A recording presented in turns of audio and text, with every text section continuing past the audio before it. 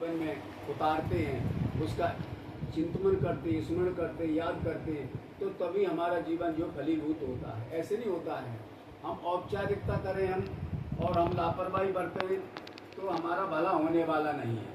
सदगुरु कबीर की साखी है, जान बूझ जो कपट करत है तेई असमंदन कोई, कहे कबीर ते मूड का भला कौन विद होई। अब साहब कहते हैं कि जो जानबूझ के ढिठाई कर रहा है, लेकिन ऐसे मूड आदमी का, ऐसे नादान आदमी का कभी भला होने वाला नहीं। लेकिन ये जरूर है, आपने सुना होगा, जाना होगा कि सत्संग की महिमा जो है अपार।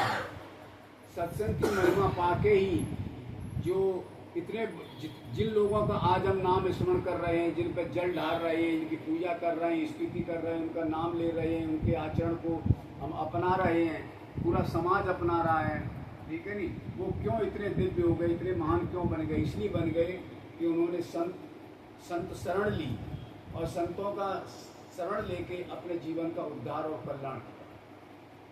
ठीक है, इसलिए सत्संग में बैठने के लिए बड़ी सावधानी की जरूरत है। ये नहीं कि हम लापरवाही में हम अपने आ गए हैं, चलो ठीक है, तो ऐसा नहीं करना चाहिए। श्रोता 5 प्रकार के होते हैं। एक श्रोता होता है, एक सोता होता है, एक सरोता होता है, एक सरमोता होता है और एक सोटा होता है। ये श्रोताओं के लक्षण होते हैं। तो श्रोता उसको कहते हैं कि जो कथा वार्ता, जो भी जहाँ सत्संग आयोजन प्रयोजन होता है, उसमें एक टक लगा के शुरू से लेके आखिरी तक जो सत्संग सुनते हैं, वो असली श्रोता माने जाते हैं, वो श्रोता माने जाते हैं। और दूसरा सरमोता वो माना जाता है, सरमोता वो माना जाता है कि हमारे पड़ोसी कहीं सत्संग में जा रहे हैं, कहीं कथा हो रही है, कहीं सप्ताह हो रहा है और हम नहीं जा रहे हैं, तो हमसे पड़ोसी ने पूछा कि भैया आप क्यों नहीं गए, सत्संग में नहीं जाते हो क्या? कि जा नहीं पाया था, कल आज जाऊंगा।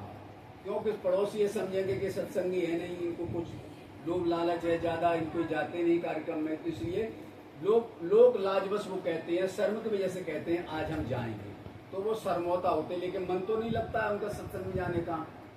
तो वो हो गए 2 प्रकार के श्रोता। और एक होता है सरोता। सरोता का मतलब होता है कि सत्संग में जो भी वार्ता होती है उसको वो सुनता नहीं है, वो सरोते की तरह उसको क्या करता रहता है, काटता रहता है, बात बात को काटता रहता है, इसलिए उसको सरोता कहा जाता है। और एक होता है सोटा। सोटा की तरह ऐसा होता है कि सत्संग में जहाँ कहीं जगह होती है, कहीं भैया बैठ जाओ, आप लोग बैठ जाओ, कहीं भीड़ है, खड़े हैं, लेकिन खड़े हुए को कहा जाए कि बैठ जाओ तो वो बैठते नहीं हैं, इधर उधर चक्कर लगा देंगे, इधर उधर घूम जाएंगे, लेकिन वो मूल अपनी जगह पे इतना जगह बैठेंगे नहीं, सुरक्षित जगह पे बैठेंगे नहीं। इस तरह से ये श्रोताओं के लक्षण होते हैं। तो हमें क्या बनना चाहिए? हमें श्रोता बनना चाहिए, जो कि हम सत्संग को शुरुआत से आखिरी तक जो है हम एक टक लगा के सुने तो हमें लाभ मिलता है, सत्संग से लाभ मिलता है, ये बात नहीं, ये निश्चित बात है। तो अब आगे की कड़ी में हमारे